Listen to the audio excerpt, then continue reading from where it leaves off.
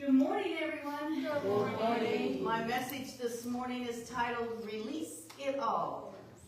And the 12th power for this month is release or let go. And so I decided I needed to think about doing the message on this because, we need to put some attention to these powers so that we can activate them in our lives. But release kind of works as an erasing effect on your consciousness. So if you truly release things and let go of them, it clears your consciousness and allows you to receive more good. And isn't that what we all want in our lives? Yes. But it seems to be a difficult power for people to put forth because, to actually let go of something is not always the easiest thing, is it? No. I mean, I've been looking at some of my closets lately. I went to get a jacket out of a hall closet that I never get into. And I said, oh, Lordy, I have got to work on this one. But to actually pull it all out and then say, oh, I'm going to keep this or give it away, a whole nother story, isn't it? Because the minute you start thinking that, you think, oh, no. Well, it's because we want it all, don't we? Yes. We don't want to really release it at all. When we look at this pile of coats in the closet, some of these I brought back from Kansas City, so they've been sitting in that closet for 13 years, never have even worn them because it's a lot colder there than it is here. And to put one of those on, I instantly start baking. So I think to myself, okay, let it go, let it go. But then it's like, well, what if I go back to Kansas City in the winter? Right. That's only happened once. And was it icy and snowy? Yes. But was I outside at all during that time? No. So it's kind of like, okay, come on, get your brain in the right place. But it is hard to let go of stuff. It is. But it's going to be a lot easier with this spiritual formula that I got for you. So let's look at the spiritual formula. We're going to begin with letting go of the old. And actually in the revealing word, Fillmore defines letting go of the old. And he defines it like this. Letting go of the old is erasing from consciousness thoughts contrary to truth. Capital T, truth. This is done by denial. Now, for those of you that don't know how Fillmore defines denial, it's not saying something doesn't exist, but it's saying do not give power to anything that isn't capital T truth. So an easy one for us to think about is when we have a pain or we have health conditions. We know that God does not want us to be in pain or have health conditions. And if we sit there and focus on the pain and the health conditions, they get worse, don't they? Yeah. And in fact, they probably will even spread through your body even more, and you'll come up with more things. I mean, I saw this little reel the other day. This doctor said, I always ask people about, they'll say their head hurts. And I'll say, well, are you having any other symptoms? And they say, well, my arm was bugging me, or something. And the people are thinking, how does this relate? But everything that happens in our mind, it happens in our body. The reaction is in our body. So if we focus our minds on something negative or something that isn't really the truth of you, because the truth of you is health and wholeness. That's how God made us, health and wholeness. Whatever that looks like, whatever that is for you. It's not to be in pain. It's not to have health issues. So when we claim those, we are denying any power we're giving or feeding to the pain or the health issue. And it's hard to do. I know that because, when it hurts, it hurts. But the more we focus on health and seeing that part of our body heal, whatever it is, then we'll start feeling the health. We went to, while they were on fall break, we went to Ruby Hills and Rock City and walked all over there, uneven ground, all that kind of stuff. I came home and I always say I get this catch in my get-along. That's what my grandmother would call it. Anyway, but it's somebody owes me $50. Anyway, the phone goes off. But I had to catch my get-along. And then Friday we went to Stone Mountain with the kids. Warren chaperoned some of Aiden's friends, and I chaperoned some of JW's. And boy, by the time I got home, I was like, ugh. But I said, no, I'm not going to focus on that pain and everything. I put the heating pad on for a while And I said, no, it's going to be health. It's going to be health. And I woke up yesterday morning, I did not have any pain. I was like so happy. And same with this morning. So we can convince ourselves to not go to the place where we go deeper and deeper into it. And we also have to ask ourselves, well, why is this showing up for me? Why is that showing up? And I know for me, release is in this area of your elimination. So you feel it. You'll feel when you get hung up and don't want to let go, you'll feel it down in here, or you'll feel it as like cramps down in here. And it will block up your whole system. It will cause you to feel constipated or bloated or all those things because you're not letting go. And, you know, I had looked at that closet this last week. And I think that's what was causing my pain a little bit. But you have to ask yourself, and you have to kind of figure out. Because we're in charge of our thoughts, and we're the ones that get to determine whether or not we're going to have good show up in our lives or not good. And this is the control we take back. We deny any power we're giving away, and we take back the control that we need. So if we feel attached to something or someone, we can deny their control, take back our power, and know it is our choice to change our thoughts. No matter what that is. Maybe it's a relationship you're having where somebody is, not being kind or being aggressive or being controlling. You know, you have to take back your own power and say, I'm not going to live like that. And the minute you do, you'll feel 100% better. It changes your whole beingness. And it's powerful. And that's where we want to be. We want to erase anything that is not aligned with capital T truth. And so the next part of the formula, the first one is, release, let go. And so the next one is renunciation, which is kind of can be a religious word, but it's actually Fillmore's word for letting go. So we say release, and he says release, and then he says renunciation for letting go, okay? So renunciation is defined like this in the Revealing Word. A letting go of old thoughts in order that new thoughts may find place in consciousness. If we've got a bunch of negative stuff, or feeling like we have no control or no power over anything, then we're just blocking all the new thoughts from being able to come in. We are holding back the good. A healthy state of mind is attained when the thinker willingly lets go the old thoughts and takes on the new. Now, my example of the coat closet, there's probably something in that coat closet that I have bad memories about. And I'm not willing to go in there and start pulling it out and to deal with it. And that can happen. And we have to deal with it. If we don't deal with it, it'll just keep showing up in your get-along, or wherever that shows up. So it's important for us to look at that and truly let go of those old thoughts. And it's amazing how many things are attached to each other. And once you let go of one thing, you'll discover something else that maybe you have to let go of. And it can work like a chain of events, but it is also so powerful. But the key here, the best word to focus on is willingly. We have to willingly be able to let go. Because if we sit there and go, okay, I'm going to give it up. No, I'm not ready to give it up. But if we do that back and forth, we are confusing our minds and our bodies and churning up more and more stuff that could show up somewhere else. It could start showing up in your hand or your arm from picking that thing up too many times. Who knows? But we have to be ready to let go. It's kind of like a person that's an addict. You can't do anything to make them quit. They have to want to quit for themselves. It's the same thing with us. We have to need to want to let go in order to have something better for ourselves. And the goal is to be willingly able to do this. And it's empowering for us to do that. It empowers ourselves. It makes us feel like, wow, I really did that. And it's a beautiful thing. So the body part that is related to renunciation, which is what I've already told you, is sometimes called elimination. It is in the lower part of the abdomen. It carries forward the work of elimination of not only just all the food stuff that needs to come out, but also the negative thoughts from the mind and waste from the body. So you need to be able to eliminate. That means take it away. The minute it's gone, it's gone.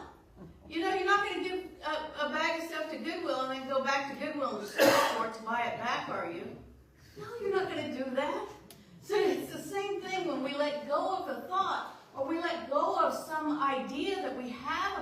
something, don't pick it up and carry it again. Don't let it be clogging your life, you know, because pretty soon what happens when you clog a drain? Yeah, it backs up, doesn't it? Yeah, and that's what's going to happen. But once we send that energy out, there's no longer a struggle. It's more of a acceptance that happens for us. And we'll feel different in everything that we do. Every little change that we make, with our thinking, or whether it's in our thoughts or in what we're doing, will make a difference in how we live and what kind of life we're having. It's inevitable. That's why God designed it. You see, because then what happens is we've opened up the space for joy and love to come rushing in. And when that happens, things start looking brighter and better. And when things start looking brighter and better, don't you feel better? Yeah. Don't you look for more of that brighter and better? Don't you look for more of that love? And that's what we want. We want to be able to just keep bringing that forth in our lives and sharing it with everybody. It's like a huge bonus that we get out of this. Well, the next part of the formula is forgiveness. Now, nobody likes to talk about forgiveness, do they? Because it's always somebody else's fault. Yeah. But forgiveness is a process of giving up the false for the true, erasing sin and error from the mind and body. Now, if you know anything about unity, you know Fillmore does not call us sinners. And you know that he says that a sin is just missing the mark or making a mistake. So we don't look at it like, none of us are sinners. Please know that. And we don't use sin like they use it today. And we don't claim sin for ourselves. But those mistakes we make along the way, we can easily say, oh, you know, that was a mistake, and I got to let that go. You think about somebody who sews. Anybody in here else sews? Yeah. Okay, so you sew something, or you knit something, or you crochet something, and all of a sudden you see a mistake in it. You just go back and fix it, right? Or you get a whole bunch of new fabric and start all over again, whatever it is. But you don't hold it against yourself that you made this mistake. No, it's just a mistake. So it's the same thing true for any mistake that we make in life. We don't have to start packing it into our suitcase like, oh gosh, I've been a sinner all my life. I've done all these horrible things. No, take that suitcase and dump it out and start throwing it on the fire, because you want to burn those ideas and those concepts that you have put in your own head. It's not healthy. I don't care what it is. Whatever it is that you think is labeled as a sin, let go of it. Get rid of it. I did have this slide where it says, Fillmore explains sin is missing the mark or missing the goal. And they always showed it in seminary, like an arrow not hitting the target, okay? So if you think of it that way, you see how easy it is. And everything that you do takes practice. So even letting go can take practice to be able to be in that place where you're no longer calling that mistake something that's going to send you to hell. I was raised Catholic. They told us if we sin, we're going to hell. And I didn't know anybody that wanted to go to hell. I mean, you know, the way they described it at least. Well, we know hell doesn't exist, but we make our own hell. And we don't want to do that. We don't need to claim that. But the biggest part about forgiveness is that we have to forgive ourselves in order to forgive anything else. And most people think if they go up to somebody and say, oh, I'm really sorry, I apologize, I didn't mean to do that. That's all they need to do. But no, you have to forgive yourself. And I know I've said stuff before to somebody, and then I think about it later, and I go, wow, I probably shouldn't have said that. And I call them up, right? The next time I see them, I say, you know, I just want to explain. I was not in a good place that day, or that wasn't my place to say that, and truly apologize. But then it doesn't stop there, because I could do that, and that would probably fix somewhat of the relationship or make us both feel a little better. But until I forgive myself for being in that place and saying whatever I said, it's not gone. I'm still carrying it around. And that's where we fail ourselves, is when we don't actually forgive ourselves.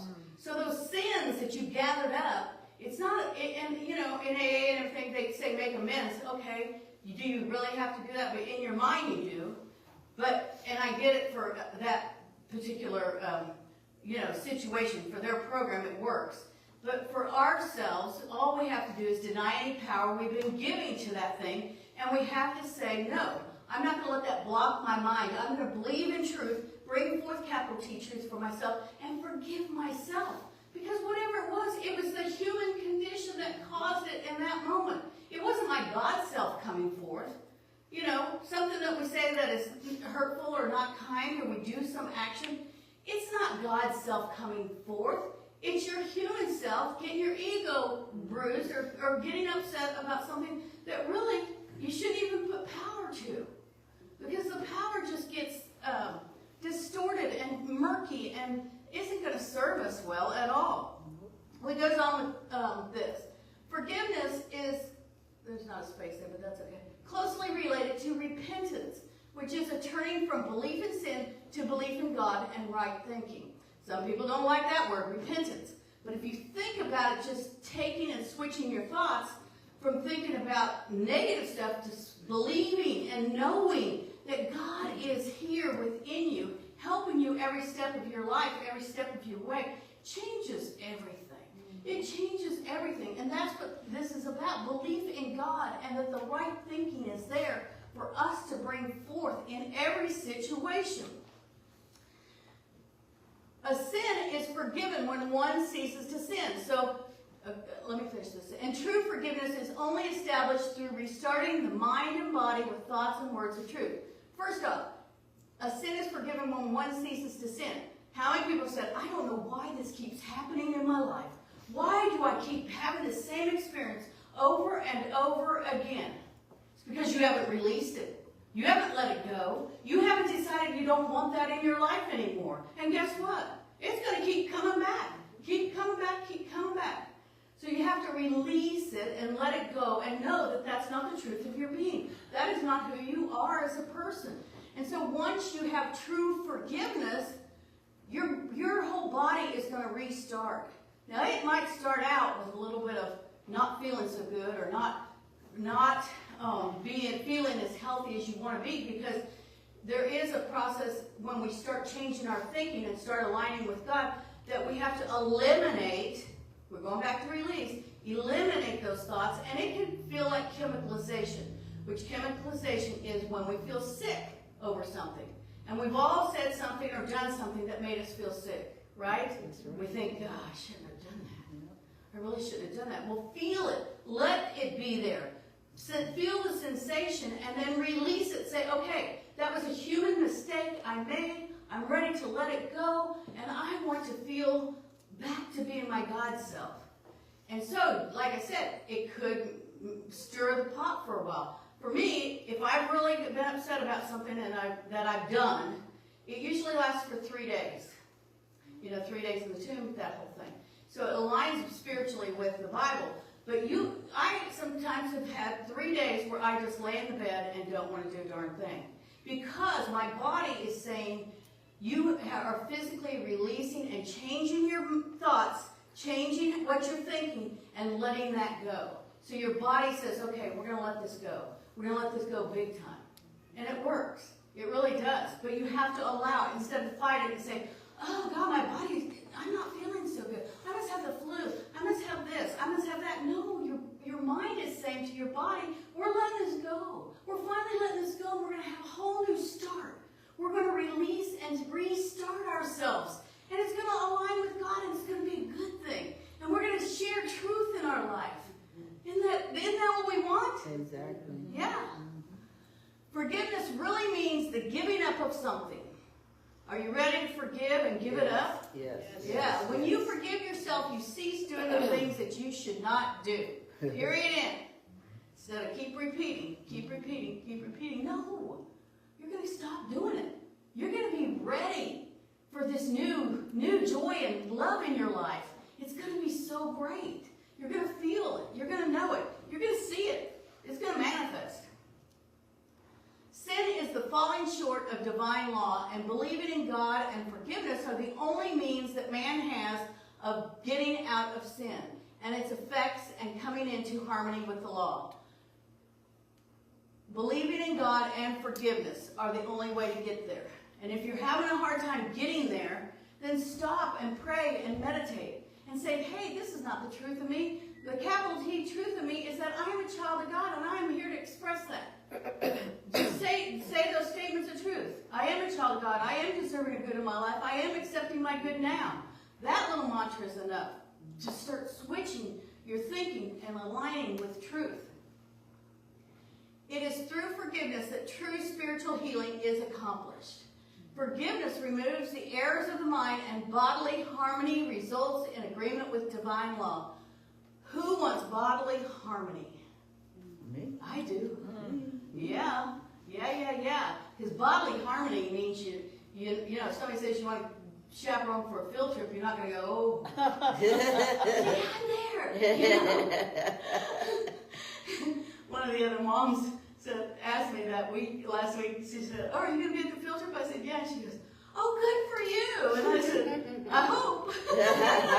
Did you climb Stone Mountain? No, we didn't go. We didn't get to do that. It was a Native American celebration, so we went to that. Yeah, and the cool part was we got to see some cool birds. Warren's group saw snakes, but I liked the birds. It was fun. They had falcons and all this kind of stuff. Yeah, and they brought them right up to us. I mean, JW and I was just standing there. There was like all the kids were right there, and they brought them right up to you. Wow. It was wild. Anyway, back to the story. But that harmony that results in all that is fabulous. The law is truth, capital T truth, and truth is all that is good. All that is good. So everything else dissipates away. There is no power and no reality in sin. If sin were real and permanent, like goodness and truth, it could not be forgiven, but would hold its victims forever. So, So, reality and in sin doesn't exist. Sin is not real and permanent. Sin is just something, again, in the human condition. It's self-inflicted nonsense. Yeah, there you go. There you go. So we are bringing this into our lives, and we don't need to bring it into our lives. We can be in the state of mind that we want harmony in our life. We know it's not there. And that's where we go back to the idea of sin being a mistake, because mistakes fade away. Not only if we hold them in our minds, do they not? So if we made a mistake in kindergarten or first grade or sixth grade or whatever it was that we're still holding, or this person did something to us in sixth grade that was not kind and loving, and we're still holding on to that, then guess what? We're blocking the harmony. We're blocking the flow. And it's time to let go, isn't it? Say that fast 10 times. Sin tries to hold us hostage and bind us to the negative thoughts we have created about the mistake, whatever that is. The minute we say, oh, it was a mistake, it was the human condition, I'm letting it go, capital T, truth jumps in, it erases all that. But we can take back the power by prayer, meditation, and by forgiveness for everyone and everything involved. Everyone and everything. That's where we jump into the mix. We have to forgive ourselves, too. It's not just about everything else. And that's the truth. It's the truth. Jesus said, the Son of Man has authority on earth to forgive sins. We have the authority on earth to forgive sins, which if you look at the old Catholic way, Catholicism way, sounds like everything, you know, even murder, death, whatever. But we can look at it and still know that the truth of God says it's okay. That was a human error. That was a mistake. And you have to let it go, or else it won't serve you. It will affect you. It'll take you down. It will make your life miserable. And we don't want that. Not at all. No. So what would that look like? What would that look like if we truly could release everything? And we truly could forgive everyone? Huh? Say something. Peace. Peace. What'd you say? Bliss. Huh? Bliss. Bliss. Levitation. Harmony. Yeah, levitation. Yeah, it can happen. Yeah, harmony. All those good things would feel like a brand new start. We wouldn't go to reactionary mode either. We would be able to take that breath and go, oh, okay, you're feeling this way right now. I'm sorry. You know, how can we work through this together? Instead of going, you're wrong and I'm right. No, we don't have to go there. We can be in a different state of mind. And our thoughts in that moment would only be focused on good. Because if you're living from that state of bliss or that harmony, you're thoughts are going to be on the good that is here within us and around us. We would not focus on negative things around us, but see beyond it and know the beauty within it. So if something does happen, or we see something that's negative, we're going to hold that the idea is that there's always good somewhere. And the idea that God is wanting good for us. And so what happens in that moment is that whatever it is that's happening that we might be reacting to, we can take a breath and say, what is this going to look like next week? What is this going to look like tomorrow? It won't be such a thing tomorrow. It won't be such a thing next week.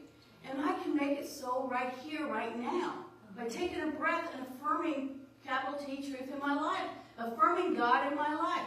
It makes a huge difference. So, we would end up experiencing, if we saw beyond anything that was negative going on and see the beauty within it, we would be experiencing true freedom. The freedom that we have from that is, so healthy and so palatable, because we would be in this frame of mind where that's what we live by. That's what we see. And can you imagine each and every breath being that? And our consciousness would be so limited that we would be growing more and more spiritually. And that's where we're at. Well, I invite each of us to use the spiritual formula, which is letting go plus forgiveness equals freedom. Can we do that together? Yes. Yeah, because when we do that, what we'll do is increase the energy right here, right now in this ministry. Because each of you will increase the energy within each of you. And that spreads out. You know, it just goes everywhere. It is so encompassing that the experience will be a whole new thing in life. And we will be free in glorious ways because we can release it all. Thank you for being here today. So I got a B song for you. Yeah, actually, I had my talk done, and she put out this song about the same time I was formulating that talk. And when I saw the title of it, I said, "Oh, wait a minute, I'll click it." I thought, "Oh, I don't want to listen to it yet." But I got my talk all done, and then I was like, "Oh, wow!" It's like she read my paper. So either she's got a thing on my computer, or we are in that. Which is the truth. We are in that oneness of God in consciousness. So here's the song. Hopefully it's loud enough.